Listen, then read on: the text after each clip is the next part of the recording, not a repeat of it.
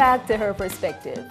If you've lost a loved one as a result of death, it is normal to feel empty or even numb at times. These may all form a part of the grieving process.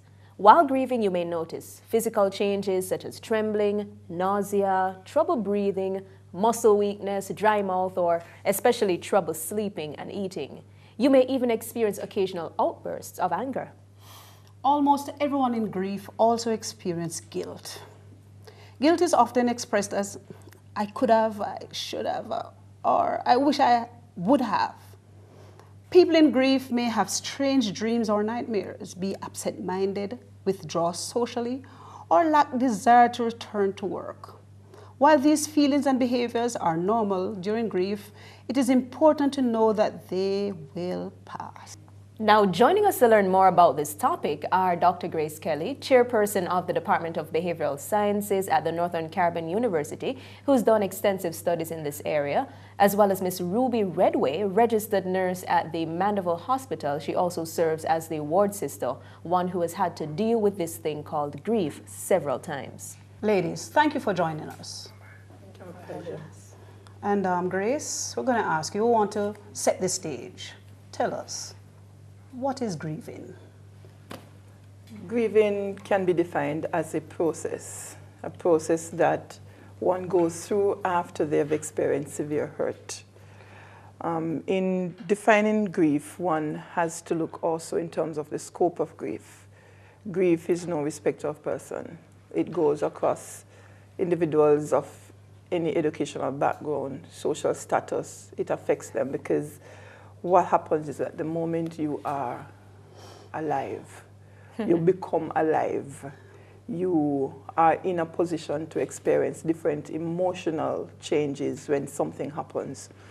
And so I have learned by virtue of my own personal experience and also research, and I've coined this statement that defines grief as best as I can, and that is grief is to life as breathing, grief is to pain as breathing is to life. If you experience pain, you will grieve, you must grieve. If you want to live, you breathe. So in other words, if you have any challenge whatsoever, it doesn't matter how minute the challenge is.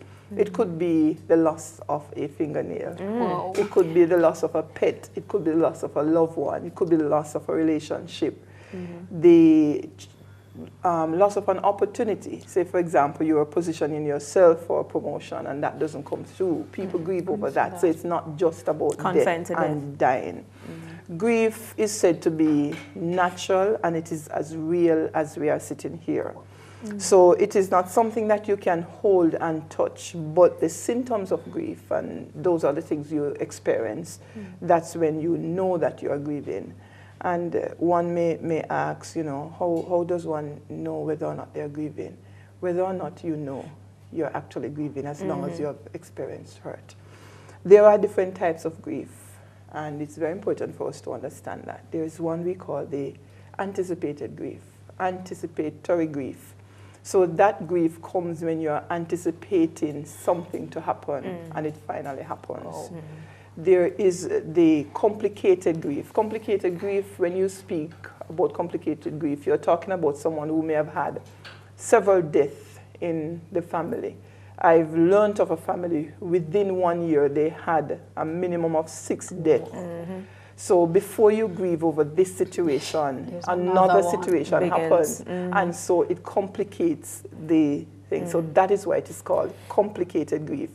And again, it doesn't have to relate to just death, because through the death, you may have lost your ability to concentrate, and you might be driving down the road. And you know you are going to the post office, but then you turn to go to somewhere where you're familiar to go with the person you have lost. And you make a sudden turn and there's an accident. So you have something else to grieve. So complicated grief. And the final one that I'll focus on right now is the disenfranchised grief. A lot of persons in our society are disenfranchised in the sense that there are persons who while we are all entitled to our right names, but there are a lot of persons in our society who they do not know who their real parents, who their real father is.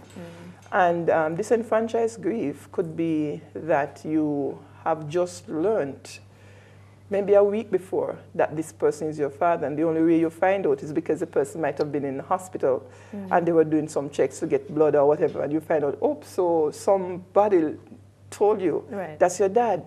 But guess what? You were grown with someone else. The person dies. What do? You are grieving, but the society is not expecting you to grieve as severe as other persons who have been living with this individual. Similarly, in divorce situation, somebody might have divorced and they may have gotten remarried, and as a result, the partner goes to this funeral with his spouse, either by his side or her side, or the spouse is left home. But the point is they have to be grieving because they have had some connection with this person who died. So that's what disenfranchised grief is, when the society does not expect you to be grieving. When we look at grief also, it's very important to understand that grief happens in stages. And as a matter of fact, earlier we were, chit-chat. I was sharing about Elizabeth Kubler-Ross, who is one of the most prominent author on this concept of the different stages of grief. And in my research, we have found, as counselors, those of us who do our intense research, we find out that this process, the stages, it was not necessarily meant for after death or after hurt. It could be utilized in this setting or the process where someone will die. So they are diagnosed, preparation, for that. They are diagnosed with a severe illness, terminal illness, and so at the first stage of denial, oh, why? No, it can't happen, this can't be true. Similarly, when you hear the news of a death, you're like, no, it couldn't happen. Didn't I just leave him there? There is this shock. And the second stage, we will look at anger. Why me? Why my family? Why at this time? And so you become extremely angry. And you will find persons, which is normal, saying that it's not fair. This shouldn't have happened. And then they move into the bargaining. And especially in the case where we are looking at the grief as in preparation for something, they may say, God, if you heal me at this moment, I'll give you my entire life. Or, the person died, okay, well, if you take away this pain, I will. So the bargaining stage comes in. And then the two final stage, we look at the sadness and depression. The sadness, normal grief; depression, pathological grief. And we can talk about those later, but I just want to highlight the final stage now, which is the acceptance, where, okay, God, it happened, so what? And then you start preparing now for what we call a new normal. So that's what the grieving process is like. All right, so grief has stages, and there are different types of grieving as well. Before we get in depth to the stages, though, you had mentioned two types of grief. Three types. Three types. Disenfranchised, you had mentioned complicated, and anticipatory. Ruby, you had to deal with the complicated type of grief. Tell us why. Tell us what happened with you. Well, in 1 year, I lost my brother and father. 2 years after that, I lost my sister. And 7 years after, I lost my mother. And a year after I lost my mother, a very dear friend of mine also died. And it seemed as though I have not gotten over one before I could hear that another one is here. So how did you deal with that? Because you're Adventist, right? You grew up, you're a part of the church. How did you deal with all of these quick succession of deaths? Being a Christian, the promises that God gives, were those promises, they were like bolsters for me, strengthening me to rely on God, especially my brother, because I follow him. And I was very close to him. His death was very sudden. And I started questioning God. And I started praying for my brother, and I understood how Catholics felt at that time.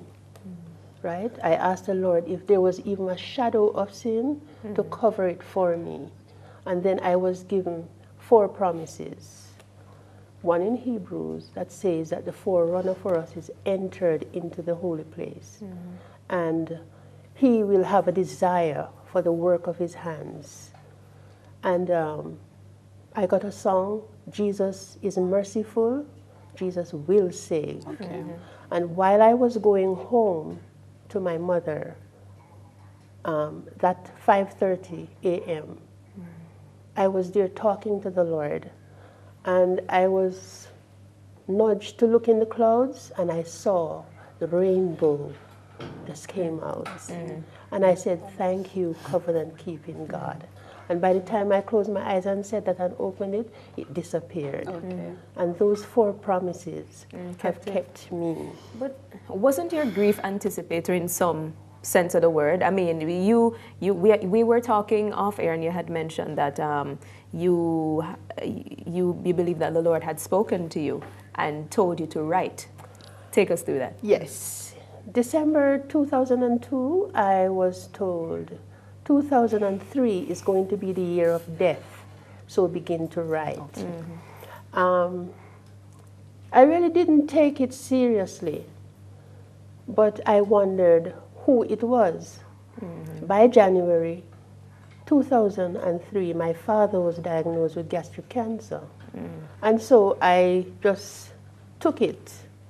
In my line of duty, you know, you diagnose patients, you will have to tell them this is what it is, and you help them to accept the results. So I just told myself, yes, he is going to go because of his age. He wouldn't be able to do surgery. So when the death news came, I thought it was my father. But the shock of it was my one and only brother. Wow. And for a while, it destabilized me, but I shared with you before the promises that was given to me, and then it moved from my brother to my mother and my father, who was still alive. Okay. I started being concerned for them. We have to go to a break. Yes, that's it. Right. We'll continue just after we come back from the break.